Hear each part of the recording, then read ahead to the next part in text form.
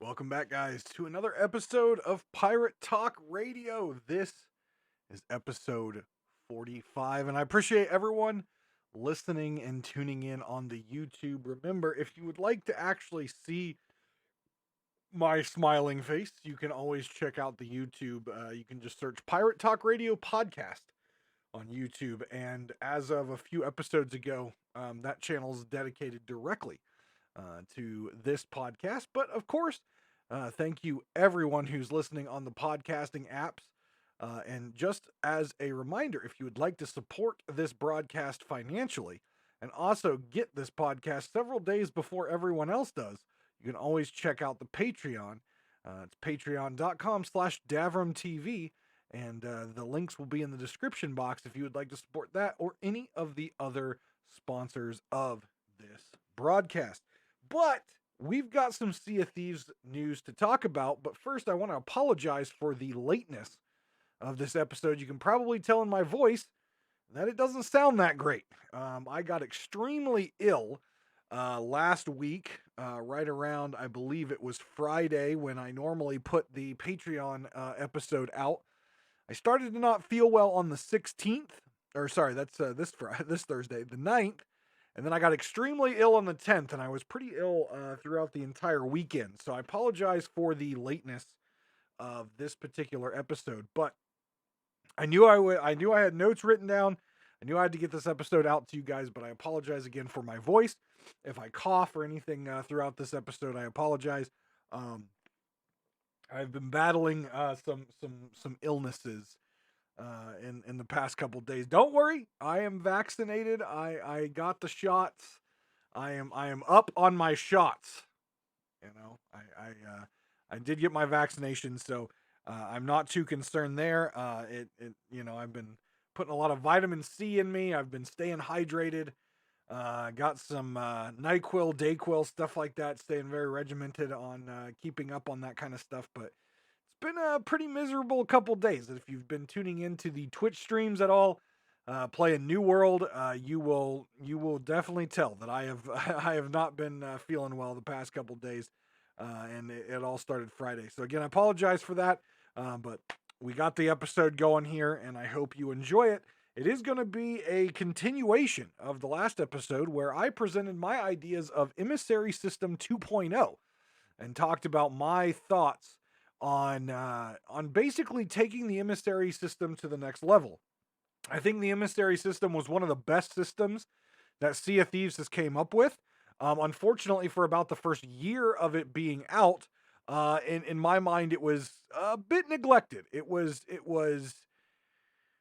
not where it should have been, and it was not taken care of. It was kind of put out there as a really awesome system, and then kind of shelved. And only since we've gotten seasons have we seen that system start to come back and start to actually mean something again with a rotation of rewards for you to get and stuff like that.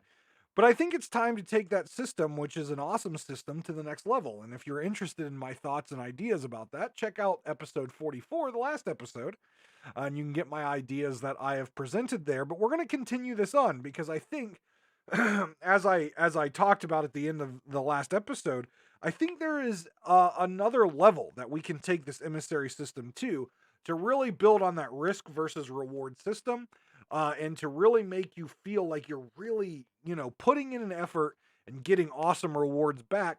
Of course, we've got the infinite system of gold, but also some other rewards. So we're going to talk about that a little bit today. And I mentioned many, many episodes ago about I would like to see Sea of Thieves put a bounty system in.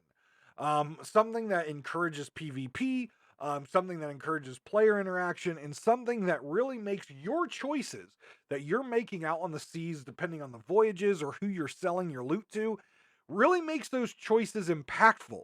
Back in the day of the golden age of piracy, based on what the pirate did and where they took their prizes, their loot, and sold it off, could put them on a bounty board for the English or the Spanish.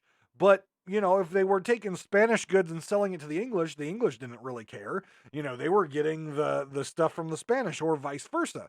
So I really think a bounty board system would be cool, and I'm going to talk a little bit about that and how I think that could be implemented. Because if systems like this that I'm suggesting are implemented incorrectly or implemented incompletely, they could really put a bad taste in the player's mouth. So I really think it's very critical that we think about these systems before we put code into the game, or before Rare would, take these to the next level. We really have to storyboard it out, whiteboard it out, cross out things, and really think more broadly about how these systems could impact the overall health of the game. But I think if we had systems like this, I think it would do a lot to enhance the game for all players, both new and existing. So let's first jump into the current event going on. It is the Mermaid Gem Event, where you have to get 100 gems to unlock some things, including the limited edition eye patch. The red eye patch, the blue, and the green are already in the game, locked behind commendations. But the red one is locked behind the event. And in order to do that, you just have to sell 100 gems to any of the people who accept gems. So any of the trading companies, Hunter's Call, or Reapers. And you sell 100 and you get it. That event, I believe, goes till September 16th. So by the time this episode goes out to the public, you're probably running out of time. I'm recording this on the 13th, and the Patreons will get it on the 13th as their early access. And then the rest of you will probably get it on the 15th or the 16th. So yeah, you're probably running out of time. So if you haven't done this already and you're just now listening to this and you're not a Patreon, well, you're probably out of time. But if not, hurry up and get your 100 gems in. The other thing that you can get right now is if you are a Amazon Prime member and you've got your account linked to Twitch, for Twitch or Amazon Gaming or Amazon Prime Gaming or Twitch Prime, whatever you want to call it. If you have your Amazon Prime account linked to your Twitch.tv account, you can get a freebie right now. It is a item from the Pirate Emporium. You can get the Blighted Capstan. This is the State of Decay, I believe, was the game. This is the State of Decay ship set capstan. It's actually kind of cool. It's a weathered brown wood capstan with some like teal, almost looks like rotting or something like that, or weathered copper on the handles, and then zombie hands that lay across the top of the capstan. So really cool capstan to a really cool unique ship set. You can get that free right now by going over to twitch.tv, making sure you have your Amazon Prime account linked there, and it's a freebie in your inventory that you can just click claim and grab it that way. And if you haven't done so already, making sure you get that stuff linked right now is a good idea, because there are Twitch drops that are going to be in the foreseeable future. But just to kind of give you an idea of some of the items that you can get from the Twitch gaming that they've given out in the past. They've been giving these out over the course of the past couple months. I'm trying to see if I can get a list of things that have been given away. So we have gotten the Night Wolf sails, the Ruby Splashtail wheel, the Escapades emote set, the Baron Bird cannon set, the Crab Dab, or the Crab Shuffle, the Elemental Power figurehead, the Elemental Power flag, the Ruby Splashtail hull, the Royal Squirrel, sails, the Positive emote pack, and now, of course, the Blighted Capstan. So if you haven't had your Amazon Prime linked to your Twitch account, you've missed out on quite a few goodies. So make sure you get in there and get these, because again, these are all things that they charge for in the Emporium that they're giving you for free. If you've got your, it's not free, you're paying for Amazon Prime, right? But it's a perk, as having, paying for that Amazon Prime, it's a perk. So make sure you go get a hold of your, I'm going to put in air quotes if you're watching YouTube, your freebies. There's no free lunch. There's no free lunch. That is a old economics term that I have lived by for a long time. There's no free lunch. Someone somewhere is paying for it, and you are paying for it with your Amazon Prime subscription. But make sure you get all your perks out of that, right? I even claim stuff from games that I don't even play anymore, just in case I go back to them. I've got it. So there you go. All right. So let's dive into this Emissary 2.0 episode part 2, whatever you want to call it. And I first want to talk about the prestige system that I kind of hinted at last week on the podcast. And this prestige system, how I look at it is, look, we go through these voyages with the Emissary flag up. We get it up to 5 to get the max gold value out of it. We get our Emissary quest. And when you get your Emissary quest, there's no additional levels that you can get. You get the stuff, right, for doing the Emissary quest, but there's no additional levels you can get. And basically, a lot of people who like to work on accommodations and who are working on efficiency will lower that flag down to a grade 1, vote it back up to that grade 1, lower it at 5, get their gold, vote it back up at 1, do their Emissary quest, get it back to 5, and then just kind of cycle it around. Because most of the Emissary quests, though I think there's some evening that need to be done on voyages and Emissary quests based on, what I talked about last week and bringing it to that Gold Hoarder standard, I think most people are voting it down and putting it back up and then working to get to 5 again and then selling off all their loot. And to me, it feels like, I don't know, it just kind of feels empty. It feels very empty to me when I've worked so hard to get to grade 5 just to lower it and re-raise it and level it up again. And sure, there is obviously the accommodations behind getting to grade 5 so many times, but it just feels empty. It feels like, if I'm a pirate, if I'm thinking about this in terms of piracy, if I'm a pirate, my notoriety or becoming a notorious pirate captain, it's about me pushing the envelope. It's about me claiming prizes out there. It's about me stealing loot, and it's about me completing these voyages for people without getting caught, right? Without getting sunk, without getting captured. And the idea of lowering the flag and re-raising the flag, in my mind, is basically like, okay, I did this for you. Now let's reset our reputation again and let me work back up on it. It doesn't feel like I'm pushing the envelope. It doesn't feel like I'm working hard to become the most notorious pirate out there.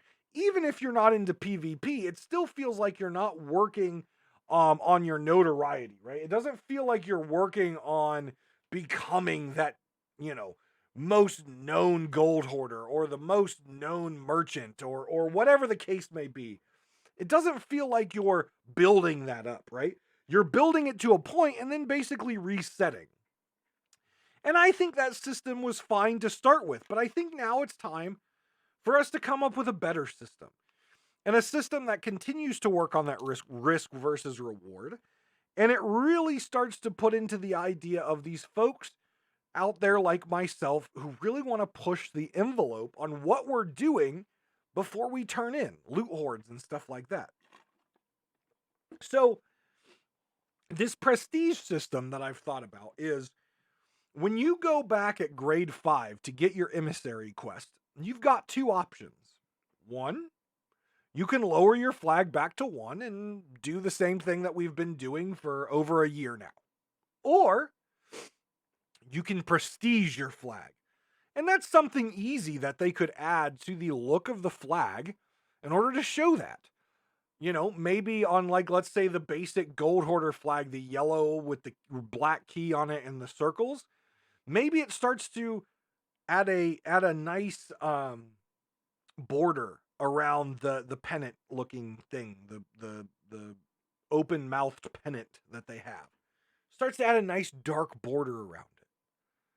And then the key in the middle for prestige level 2 becomes darker. And the dashes around it become darker.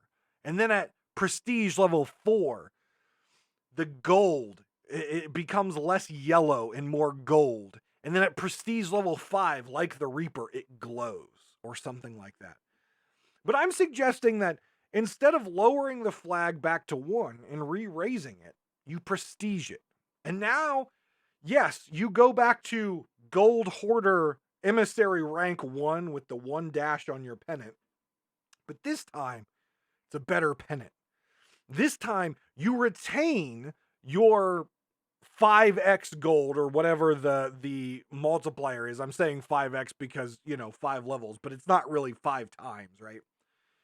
But you maintain that gold bonus for turning stuff in. You maintain that, but now you can start to level your flag under prestige level 1, and you gain additional emissary value and additional gold bonus for staying at prestige 1, right? Now, if you ever lower your flag, you lose the prestige and you go back to the basic emissary level 1. So you keep your flag up, you get your emissary quest, which is 20 captain's chests, I believe. And you continue to build that prestige, that notoriety, right? And you get bonus gold. But the reward here is if you get to the 5th level of the pennant, so emissary 1 through 5, as prestige 1, you not only get the emissary quest again, just like if you leveled up from 1 to 5 again by dropping the flag, this time you get the emissary quest plus you get 100 doubloons. That's your reward for completing prestige 1. So getting 1 to 5 in the emissary again. You get 100 doubloons. Hey, that's pretty good. There's a lot of things out there that cost doubloons, and I understand that we really haven't had a doubloon dump for a while, but that doubloons can be turned into gold, which can then be used to get your Dark Adventurer stuff for new characters, or the doubloons can be used to buy Athena's Thieves Haven voyages. Either way, whether you're a new player or a veteran player, doubloons are good to get. And I'm sure down the road, we're going to see some sort of large money dump like we did with the Dark Adventurer stuff, but it's going to cost doubloons because there are players out there with 30,000, 40,000, 50,000 doubloons. So I think down the road, something's coming where that'll happen. And giving new players the ability to get these doubloons, which for a new player, doubloons are something that are relatively hard to get, especially characters out there trying to get the ashen stuff out of the chest and things like that.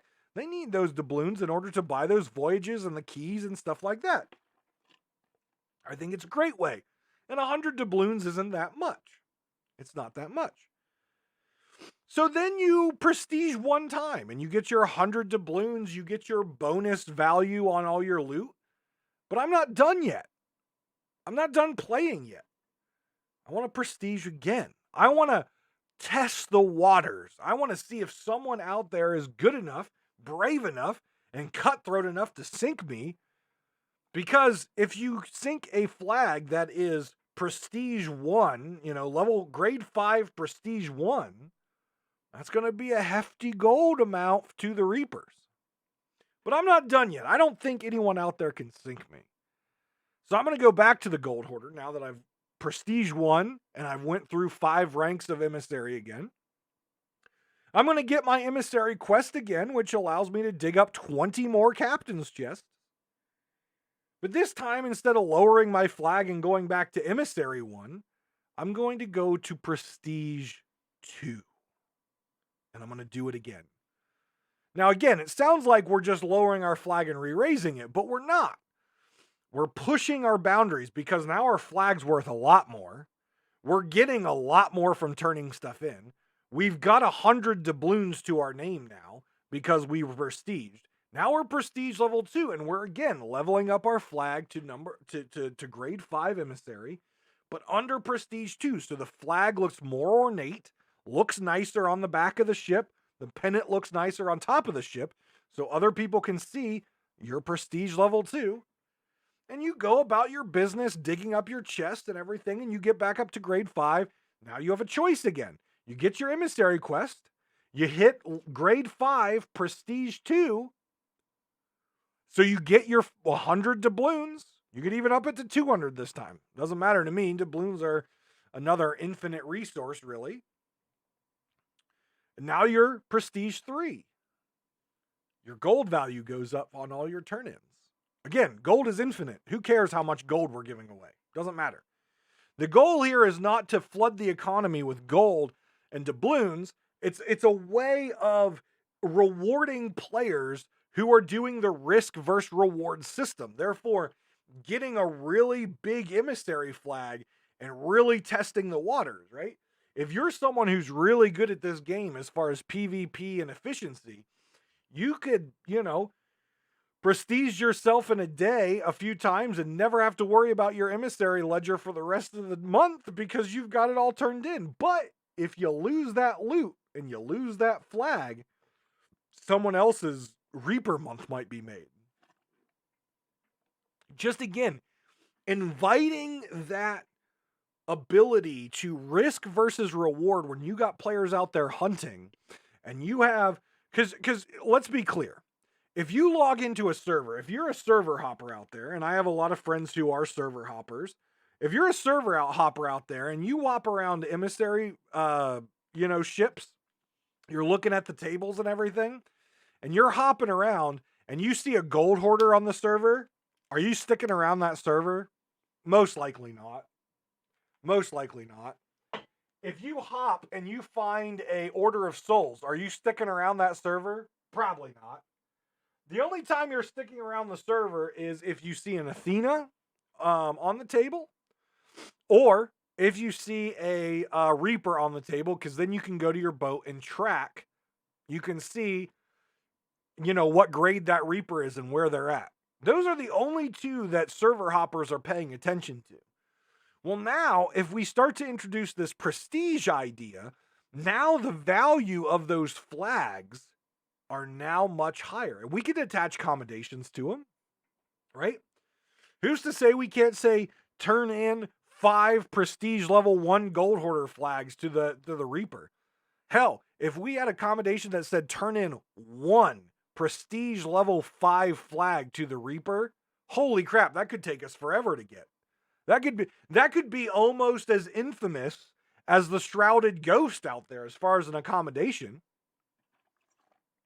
But it would make server hoppers, or it would make hunters who are going through the portals and they're out there hunting pirates, true reapers, not runners, not people who are out there just trying to, get the max gold value because all their stuff can be turned into one place. This now increases that hunting, where if you see a little boat on the table, and maybe what we can do is that boat is a sloop on the table, right? It's got one thing. Well, maybe if they're prestige 1, they have 2 masts. And if they're prestige 3, they have 3 masts. And if they're prestige 4, that boat is a little bit more ornate. Or if they're prestige 5, that boat is glowing on the map, right? Now, all of a sudden, when you log into a server and you check the tables and you see that boat and their prestige, now all of a sudden it's like, I wonder how much loot they have that I could steal. I wonder where they're at, and we start to hunt them down. And now we put Reaper on to try to get grade 5 Reaper in order to hunt them down and grab all of that loot and that really, really worthwhile flag. So what I propose is you've got Emissary 1 through 5, and then you can prestige once. And then you do 1 through 5 again to get to 2. And each time you level up your prestige, you get 100 doubloons. Once you reach level 5, if you are capable of getting to level 5 prestige, you not only get your emissary quest again, in case you want to go out and get those chests and get max value, ridiculous amounts of gold off of your 20 captain's chest. Not only do you get your doubloon reward, maybe it's 100, maybe at that point it's 500 since you've prestiged 5 times, but you also get 50 ancient coins. Now, people are going to say, Davram, ancient coins are actual money, right? Ancient coins are things that are so rare to get because ancient skeletons are rare, or I have to put money into the game in order to get them. Why on earth would Rare put a system in where you could basically farm ancient coins? Let me tell you why. First off, we're not going to give you a lot of ancient coins, right? Ancient skellies, you can get a couple hundred ancient coins from. We're not going to give you that much. Nah. But it's a way for you to basically earn real life money, in a way, in the game by just playing. I say somewhere between 50 and 100 ancient coins would be fine. I put down 50 in my notes, but I could see 100 ancient coins, right? Because then Now players who don't want to put money into the game but would like to get stuff out of the Emporium, now they're going to have a reason to work on that prestige to get to grade 5 prestige, level 5 prestige, max everything. They're going to have a reason because now they get ancient coins, which means they don't have to put money into the game in order to get the thing. Some players are just going to put money into the game. They're not going to want to take the time to prestige their flags, whatever. They want it now. They want it now. Because if we're talking 100 ancient coins, we're saying what? A ship set is what, 3,000 ancient coins or something like that? 2,500 ancient coins? That's a lot of prestige 5 in order to get that many ancient coins. So it's not something where people can just farm up and get a whole bunch of free stuff out of the Emporium. But if you do it enough, you can get a couple items out of the Emporium or one item out of the Emporium a month. And you've also now encouraged players to hunt those players, which is going to increase the PvP. Because remember what we talked about in Emissary 2.0 in the last episode. The only way Reapers in this system will be able to get Emissary value is stealing loot or PvP. No more doing forts or fleets or flame hearts or Fort of Fortunes or Fort of the Dams or Megs or whatever PvE out there. No more of that. The only way you get it is stealing loot or sinking ships and getting their flag. It's the only way you can grade up in Reapers now. Now imagine this, a Reaper who gets all the way up to grade 5, prestige 5. Imagine the money from that stolen loot. Imagine how much that flag's going to be worth, because the only way to get there is PvP, right? Now, yes, this is going to anger a lot of the Alliance server folks out there, right? And yes, the Alliance server folks are going to be able to get these ancient coins and stuff like that. But changing Reapers to only PvP would drastically frustrate the hell out of Alliance servers. Would it shut it down? No. Alliance servers would still exist and they would just move to the other trading companies a lot more. But it would drastically frustrate them because you're bringing down the amount of money that they're able to generate per hour. Because Reapers are the most beneficial, so the majority of their boats that want to make a lot of money are running Reapers. And, well, they don't PvP on their servers, so they can't level up Reapers anymore. Now, again, like we talked about, there's loopholes like, you could take loot from one boat and put it on yours and it'll count as stealing. I get that.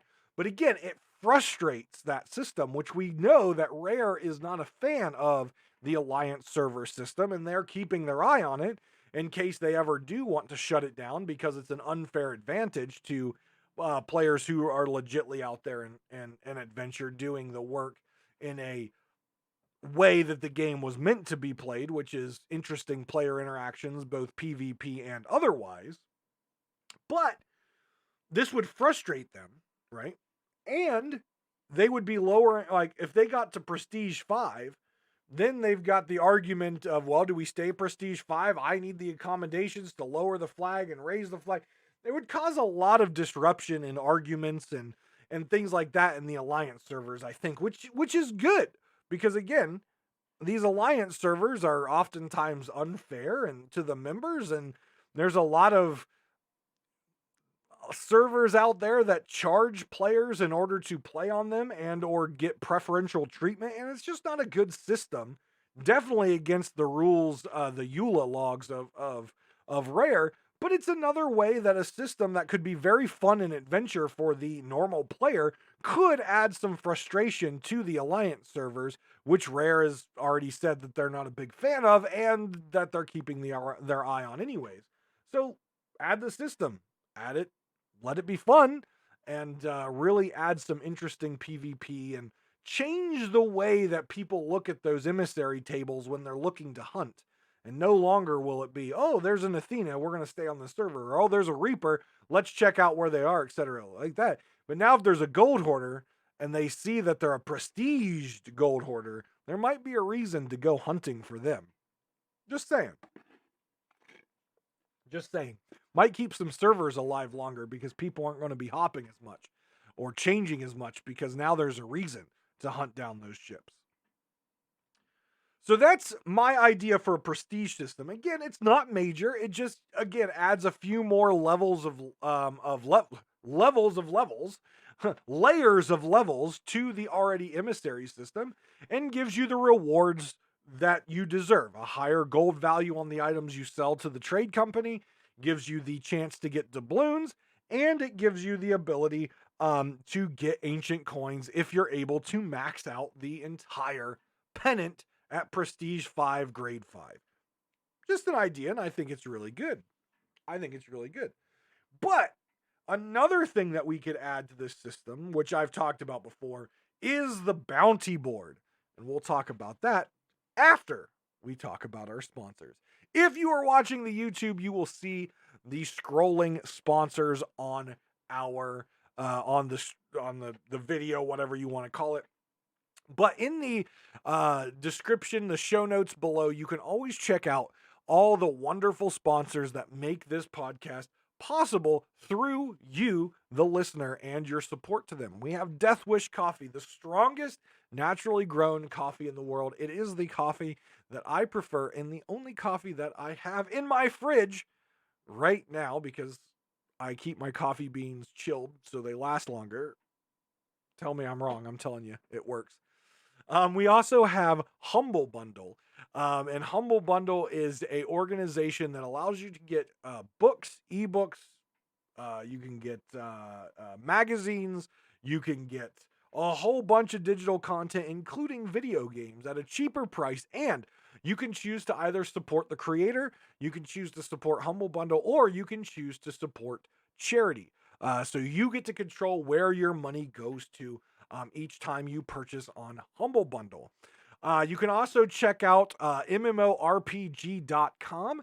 They have been a long-term supporter of my content, and any of my Twitch streams do show up on the main page of their website as their way of showing off their featured content creators. But most importantly, and something I always want to talk about here, is the Extra Life charity. Every year that I do Extra Life, it's just a way of me giving back to my community and to children who are definitely in need. And with COVID going around and children going back to school, now is the best time to support these kids. A lot of them have a lot of unfortunate health concerns and issues, and giving to Extra Life allows hospitals in the Children's Miracle Network in order to pay for healthcare for children who can't afford it, allows them to buy equipment for the healthcare needs of the children, allows them to buy gaming systems and things like that. So Extra Life is a near and dear charity to my heart, and I've supported them now for 5 years. And this year is the first year that I've done this. All my sub revenue from Twitch and all my bits from Twitch are going to go directly to Extra Life. So at the end of the period when I hit my time that Twitch pays me out, as soon as I get it into my bank account, I will be donating that money, that my Twitch revenue from your Prime subs to your normal subs to your bits. All of my Twitch revenue for the remainder of this year will go directly to our charity. We are trying to raise $5,000 this year. We're at $150 so far, and we've got a lot of events and things coming up to push us there. I have no worry of us actually hitting that $5,000 mark. But if you would like to support the charity, click the link in the description below. And finally, to all of you listeners out there, if none of those options sounded great to you and you still want to somehow support me and my goofiness and my content, you can always go over to patreon.com/DavramTV and select one of the tiered subscriptions to support me monthly doing this stuff that I love to do for each and every one of you. And if you consider that, again, all the Patreons get early access by at least a day, if not two, to all of this, along with some other rewards that you get as well right there on patreon.com/DavramTV. But again, if you're just listening, I very much appreciate that. And please, by all means, if you're watching on YouTube, hit that subscribe button, drop a like, turn the notification bell on. And if you're listening on any of the podcasting apps, please do leave me a comment and any sort of rating that you feel would be there. I do try to check about once a month all the ratings on all the different podcasts. And if I see something really nice, I shout you out here on the podcast. All right, let's get back over to the bounty board. So, the bounty system, which I proposed a while back, is a system where at the tavern or somewhere on the outpost, when you log in, there will be a board and it'll tell you if there's any pirates on your server, so it's server specific, that have a bounty on their head. And it tells you who owns that bounty. So I know I had a discussion on Twitter this last week with someone talking about a bounty system. And I think their ideas were really good where players could put bounties on other players' heads. But I would say that is Bounty Board 2.0. And we need to have a system of the bounty board first.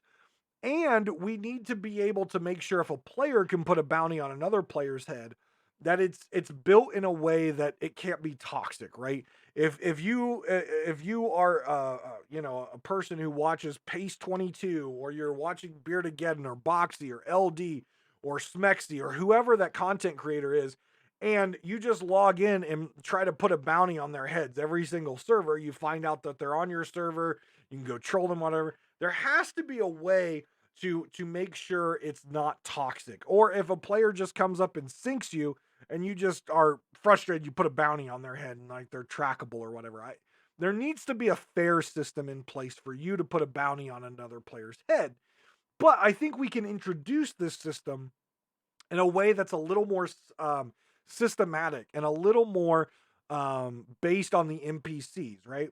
So we have lots of voyages that are given to us by the different trading companies, from lost shipments to gold vaults to killing captains to the Athena voyages. But how many times do you get one of those voyages and then you sell it to Reapers because it gives you more money?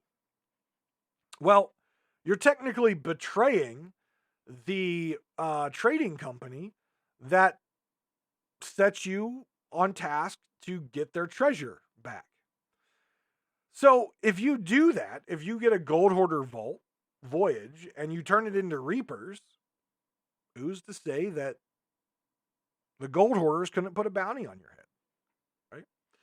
And how this would basically go is if you do that and you have a bounty on your head, if a player logs into a server, there's a bounty board, kind of like the Emissary tables, and you can open it up and it'll tell you if there is a pirate on your server with a bounty and who that bounty goes to. And then you can go about hunting that pirate down. And if you hunt the pirate down and you sink their ship, an item will drop in the water. Maybe it's a book. Maybe it looks like a medallion, like a key for a vault. Drops in the water and you can pick that up and it'll say it's the bounty for that particular person. And then you return it to the trading company on an outpost of which had the bounty on their head. So if it's a Gold Hoarder bounty, you turn it to the Gold Hoarders. If it's a bounty for the Merchant Alliance, you take it to the Merchant Alliance, whoever the bounty is for. Now, these bounty tokens are not allowed to be sold at Reapers, right? The Reapers don't have the bounties on there. Now, there's different ways that we could implement it where the Reapers could have a bounty on someone's head. Maybe that could be the player side where a player puts a bounty on someone's head. That goes to Reapers. But for the general bounties, you want to take it back to wherever trading company has the bounty on their head. Now, I don't think it should be a system where you can spawn camp someone and by killing the player, it drops the bounty token. I think it needs to be attached to their ship. I also think if it's a scuttled ship, it still drops the item. But the bounty is not complete until someone sells the bounty token. So if you have a bounty on your head and you get sunk or you scuttle or you choose to scuttle and that token floats up in the water but later sinks, the bounty's still on your head until that item is turned in. You also can't turn in the bounty for yourself. So if you scuttle your ship in attempts to get the bounty off your head and the item is floating in the water, you can't pick that item up and then go turn it in. Now, you could pick it up and give it to someone else to turn in. That is a loophole in the system, of course. But the bounty is not complete and the bounty is not removed from your head until an enemy crew or another crew turns that in. You can't be in an alliance. Your alliance player, if they turn it in for you, you're not going to get any value out of it or anything like that. It has to be another crew turning it in, like an enemy player. It's not going to be a friendly player that turns it in order to complete the bounty. But they should be a decent amount of reward, doubloons, gold, whatever you want to put on there, but it should be a decent amount. And it could even climb up to a certain max based on how long that bounty's out there. It shouldn't be a open ceiling where it can climb forever, because then a player could just log off, have that bounty climb for a month, and then log back in and have a friend kill him or something like that. But I think it would be a cool system which would make, again, your choices to do voyages and sell them to the Reapers, or you make choices, and then that choice has a consequence and a bounty is placed on your head. And then the other thing that I thought about here was, well, if Reapers hit level 5, they could track other emissaries. Well, what if a Gold Hoarder has a bounty on someone and you become a level 5 Gold Hoarder? Maybe you can then track a bounty ship. Like, it puts a mark on the map where that particular ship is with the bounty crew on it, and then you can hunt it down. Now, yes, that would give players who are, doing Gold Hoarder or Merchant or whatever a tracking system, which would be additional reward that Reapers don't get. But again, a Reaper could get to level 5 and see those same bounties and see all of them, and then go turn the bounty in somewhere else. So the Reaper could also have that as an added reward. But I think that would be a cool system. But again, it just adds another level of choice that you now have to make, and the consequences. And again, it's going back to the golden age of piracy, which is what we're ultimately in this game, a video game version of that. And back then they put bounties on people's heads, and I think that would be an excellent option in there, in order to just add another choice system in the game of, well, I can betray the Gold Hoarders or the Merchants or the Athenas, but if I do so, then there's going to be a consequence where other players are now going to hunt me down in order to turn in and claim that bounty. So I think it's something we can talk about, and I think it's definitely something that could be a cool system to put into the game. Will it ever be put into the game? I don't know. Again, we're just speculating and suggesting things at this point to Rare, just to liven up the game and add some new cool systems to the game. Because again, the content has been quite dry in between the seasons. That really hasn't changed a whole lot. We get our seasons. Most people have the seasons done within a week or two, and then we're kind of dry again. So again, adding some new things to the game to really spice up the game and add some intrigue to your daily playing, where it's not just focused on the ledger system. It's not just focused on getting your your season pass completed, and it's not focused on what amounts to these very lame and lackluster events that they've had. Several episodes I've talked about how they could spice those events up, make them more theme based, make them more new and interesting and fun for the players. Well, these systems, like the prestige system and the bounty system, would add some new spice to it, would add some more intrigue to the everyday playing. Might actually cause some veteran players to come back. It might cause some players to play some more. These are things that are outside the box that I think we should really be considering as players and suggesting it to Rare, just to, again, bring some more life to the game in between these seasons, which, like I said, to be honest, the season launches, a lot of people log in, do the season, and then they log out because the events and the things going on are really kind of lame. Obviously, we had the Tall Tales with Pirate's Life, but I don't anticipate us getting another set of Tall Tales for a while. Those were amazing and those were very fun. But again, those come around once in a great while just because of how much work it takes to put into them. So I think new and exciting systems which could, bring some life to the game during the seasons and outside the seasons, I think are something that we should really look at. And the final thing I want to look at, and again, this is something that will definitely be some additional conversation piece. But I think we should look at gold and reward distribution when it comes to alliances. And again, I already talked about the idea of doing things to frustrate the alliance servers in a way that doesn't necessarily shut them down if they come up with new ways of doing things. But one thing that never made sense to me was this idea of money sharing in alliances. And I don't have the math in front of me right now as to how much the alliance gets. But think of it this way. A chest, let's take a chest and say it's worth 1,000 gold. So this chest is worth 1,000 gold. And I sell it. And my crew gets 1,000 gold.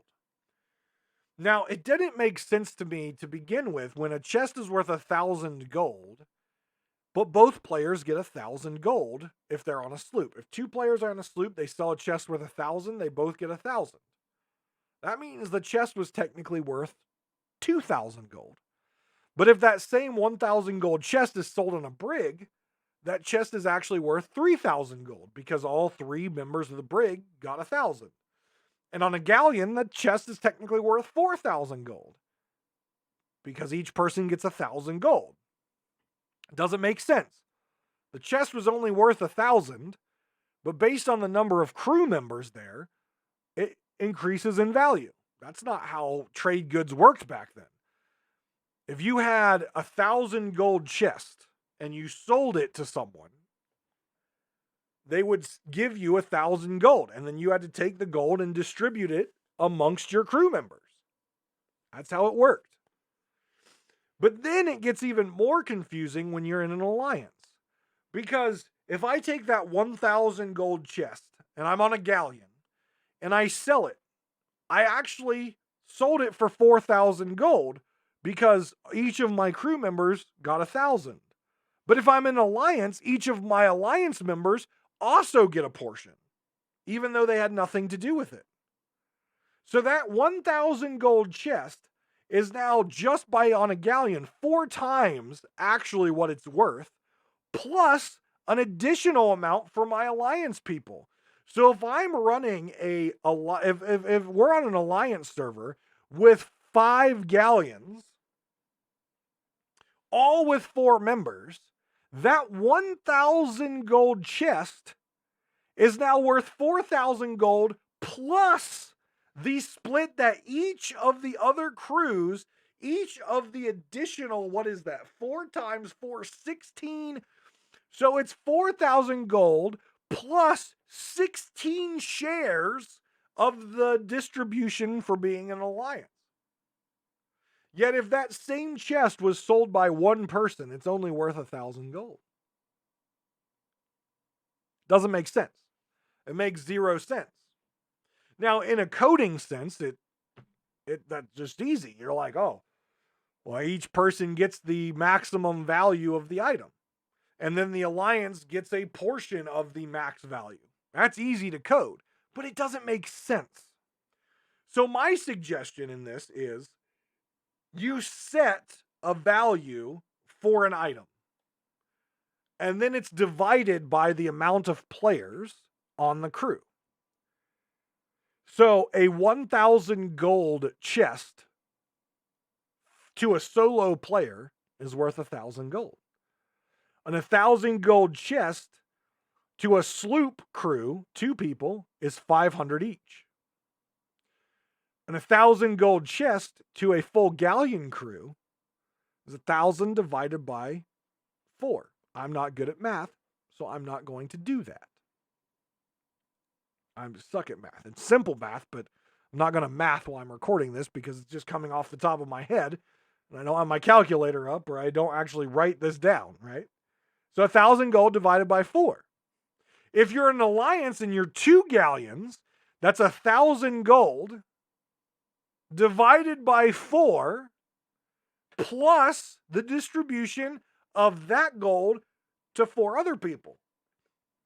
So if you're talking about an alliance server where you have that same 1,000 gold chest with 5 boats of 4 people, that 1,000 gold is not going to be 1,000 gold to the main crew. It is not going to be a distribution that everyone likes. So in fact, though alliances should stay in the game, and they should be something that you can join, I feel like the distribution of gold based on the number of crew members and the number of alliance members should be taken into account.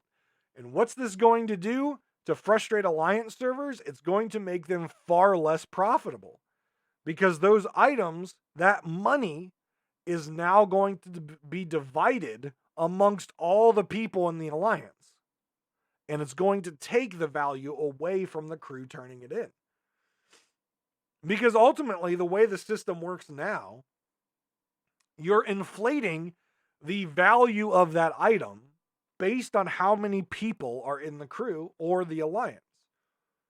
You're just throwing money at it. If this iPhone is worth $500, right? If this iPhone is worth $500, and I sell it to someone for $500, right? I can't give my buddy $500 and me have $500. No, I sold this for $500. If I sell this for $500, I can't give myself $500, my buddy $500, my buddy $500, my buddy $500, and give, a community of 4 other people some money for it. No, it's $500. This item is $500, $500. It's only $500. I can't increase the value that I get out of this item based on how many people are splitting the profits. So we shouldn't be doing that with the items in Sea of Thieves. Now, yes, this would take a major overhaul of the code, but they had to release the Dark Adventurer set to bring gold values of people's accounts down, and people still have over 100 million gold. There's nothing you can do to fix that. But I think what they could do is start to look at systems to actually split the value of the gold properly, instead of taking an item and just inflating the price of it based on how many people are there. Because then if you think about it, if you're a person like Shockwave, or you're a person like me who does a lot of solo slooping, we actually get screwed in the money. We make the same amount of money on an item, but technically a sloop with 2 people, they make double the money. Each player makes the same, but they make double the money on the same items. Just something to think about. But I think a more accurate distribution of the gold based on crew and alliance size would definitely go a long way to frustrate alliance servers, and it would go a long way to lessen the amount of alliances out there and make it more fair across the board, so that 1,000 gold item is divided amongst evenly the players that actually did the work, and then parts of that share is then divided amongst the alliance. Just a thought to keep in your back of your head as a new way of thinking about Sea of Thieves and how it plays into the real world of commerce and piracy and stuff like that from the golden age of piracy. But I'm sure not a lot of people thought about that. Or if you did, you're like, well, I want my gold, so, screw you. I don't want to divide it amongst people, right? But just a way of thinking about that. But guys, I hope you enjoyed the talk about Emissary 2.0. I hope you enjoyed my ideas for prestiging. I hope you enjoyed the ideas of the bounty board and made you think a little bit about this idea of distribution of the gold of the items we sold. But I can tell that my nasal cavity is getting clogged. I can tell my throat is getting sore. So I'm going to go rest my throat. I'm going to go blow my nose and take some more medicine so I can stream here in a very little bit. But guys, thank you very much for your patience on getting this episode out. And again, I apologize for being sick. Nothing I can really control there. Hope you guys enjoyed this episode. Take care of yourselves and each other, and I'll see you next time on Pirate Talk Radio.